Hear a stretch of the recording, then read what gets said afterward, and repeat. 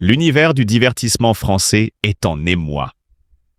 Christophe de Chavannes, l'un des animateurs les plus emblématiques de la télévision, a été arrêté par la police suite à une enquête explosive visant sa société, Coyote. Un véritable coup de tonnerre qui secoue non seulement le paysage médiatique, mais aussi le cœur de milliers de téléspectateurs qui l'ont toujours admiré. L'homme au charisme indéfectible, connu pour son énergie débordante et son franc-parler légendaire, se retrouve aujourd'hui au centre d'un scandale financier retentissant. Tout a commencé il y a quelques mois, lorsqu'un rapport confidentiel du fisc a révélé des irrégularités troublantes dans la gestion de Coyote, l'entreprise innovante de services d'aide à la conduite fondée par de Chavannes. Selon des sources proches de l'enquête, des flux financiers suspects, des montages fiscaux complexes et des transactions offshore auraient permis à la société d'échapper au paiement de plusieurs millions d'euros d'impôts. Une somme astronomique qui aurait attiré l'attention des autorités, déclenchant une opération secrète pour démêler les fils de cette affaire tentaculaire. Hier matin, aux aurores, une descente musclée des forces de l'ordre a eu lieu au domicile parisien de Christophe de Chavannes. Les rues du 16e arrondissement étaient bouillonnantes d'activité, des journalistes affluant de toutes parts, flairant l'un des plus gros scoops de l'année. Les témoins racontent avoir vu l'animateur, visiblement serein mais déterminé, sortir entouré d'agents en civil. Une image saisissante, presque irréelle, tant de Chavannes incarnait jusqu'ici le succès, le dynamisme et l'ingéniosité entrepreneuriale. Mais qui est vraiment Christophe de Chavannes? Un homme visionnaire qui a su transformer l'industrie du divertissement et innover dans le secteur technologique. Un entrepreneur audacieux qui n'a jamais eu peur de repousser les limites et d'embrasser de nouveaux défis. Et c'est peut-être cette audace qui l'a conduit aujourd'hui dans l'œil du cyclone. Pourtant, ceux qui le connaissent personnellement ne doutent pas de son intégrité.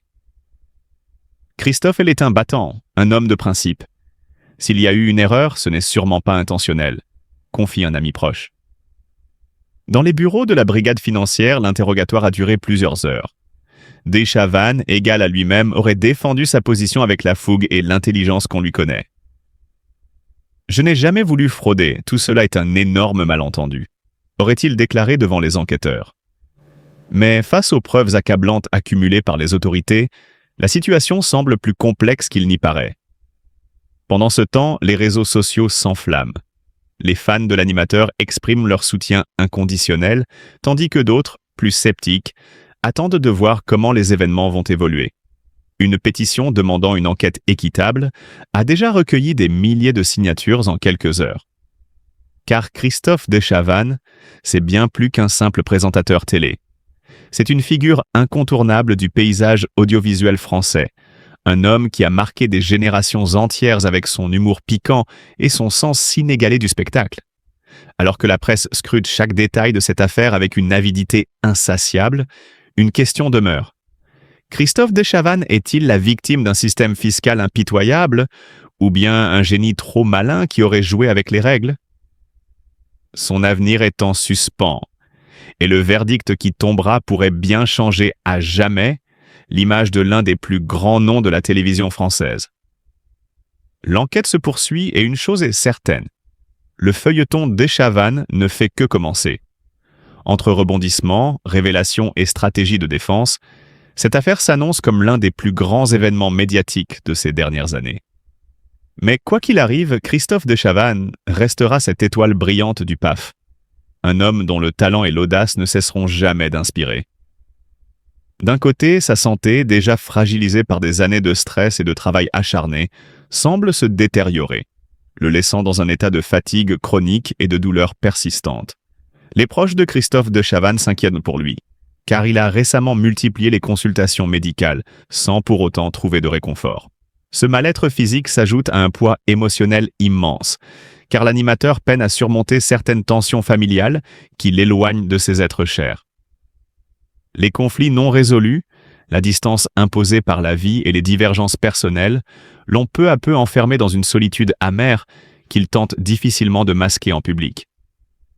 Mais au-delà de ses tourments intimes, c'est un scandale judiciaire qui est venu précipiter sa chute. Christophe de Chavannes a récemment été arrêté par la police dans le cadre d'une enquête visant son entreprise, Coyote, pour évasion fiscale.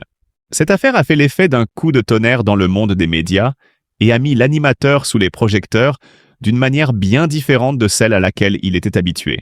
Accusé d'avoir dissimulé des sommes importantes au fisc, il se retrouve aujourd'hui au cœur d'un tourbillon judiciaire qui menace non seulement sa carrière, mais aussi sa réputation soigneusement bâtie au fil des décennies. L'arrestation de Christophe de Chavannes a provoqué une onde de choc parmi ses fans et ses collègues. Beaucoup peinent à croire que l'homme qui a tant fait rire la France puisse être impliqué dans une affaire aussi grave. Pourtant, pour l'animateur lui-même, cette situation dépasse largement la simple question judiciaire. Elle représente une véritable descente aux enfers, où chaque jour qui passe ne fait qu'ajouter à son désarroi et à son sentiment d'impuissance. Face à ces épreuves, Christophe de Chavannes se retrouve isolé, confronté à ses propres démons. Son avenir est désormais incertain, et la question qui hante tous ceux qui l'ont suivi et admiré est la suivante. Pourra-t-il un jour se relever de cette chute vertigineuse, ou cette affaire marquera-t-elle la fin définitive de son règne sur le petit écran? Dès son entrée dans l'univers télévisuel, de Chavannes impose son style unique. Un mélange d'impertinence, de vivacité et d'une proximité inégalée avec le public. Dans les années 80, alors que le paysage audiovisuel est encore figé dans des formats conventionnels, il bouscule les codes avec une audace qui détonne. Son ascension fulgurante prend forme avec « C'est encore mieux l'après-midi », où il révèle son talent d'animateur capable d'improviser et de créer un lien authentique avec les téléspectateurs. Mais c'est avec Ciel, mon mardi, qu'il marque un tournant décisif, une émission provocante, dynamique, où les débats sont animés avec une liberté de ton inédite à la télévision française. Fort de ce succès, de Chavannes enchaîne avec Coucou, c'est nous! Un divertissement culte des années 90 où il dévoile une facette encore plus débridée de son talent. L'émission, rythmée, drôle et pleine d'imprévus, est une véritable bouffée d'air frais pour la télévision française. Accompagné de son inséparable complice Patrice Carmouze et de la pétillante Sophie Favier, il instaure un ton résolument novateur, où l'interactivité avec le public et la spontanéité sont reines. Ce show devient un rendez-vous incontournable, gravant son nom dans la mémoire collective et consolidant son statut d'animateur star. Mais Christophe de Chavannes ne se limite pas à la télévision. Il est aussi producteur, explorateur de concepts et figure incontournable du paysage médiatique. Sa société de production, Coyote, témoigne de sa vision créative et de son désir constant d'innover. À travers des émissions comme Une famille à Port-Nord, Apprendre ou à laisser, ou encore The Wall face au mur. Il continue d'insuffler son énergie et son savoir-faire à des formats captivants qui séduisent le public. Son talent ne réside pas uniquement dans son sens du spectacle, mais aussi dans son authenticité. De Chavannes est un animateur entier, parfois imprévisible, souvent passionné, toujours sincère. Il ne joue pas un rôle, il vit la télévision. Sa capacité à se réinventer, à rebondir après des périodes plus discrètes, témoigne de sa force intérieure et de son amour indéfectible pour ce métier. Son retour régulier sur les écrans, que ce soit comme animateur ou en tant que chroniqueur, prouve qu'il demeure une personnalité incontournable, une référence absolue du divertissement.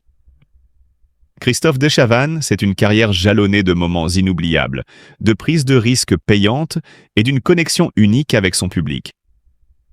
Son empreinte sur la télévision française est indélébile, et son nom restera à jamais associé à une époque où l'audace, l'humour et la spontanéité régnaient en maître sur les plateaux. Un titan du petit écran, un pionnier du show télévisé, un homme dont la passion pour son art continue d'inspirer et de fasciner. Christophe de Chavannes fait face à une tempête majeure après avoir été arrêté par la police suite à des allégations selon lesquelles sa société Coyote aurait fraudé l'impôt. Mais avant de nous précipiter pour critiquer, prenons un moment pour réfléchir à cette situation avec empathie. Christophe n'est pas seulement un présentateur talentueux, mais aussi un homme soumis à d'énormes pressions au travail et dans la vie. Tout le monde fait des erreurs, et il est important que nous le considérions comme un être humain plutôt que comme une icône médiatique.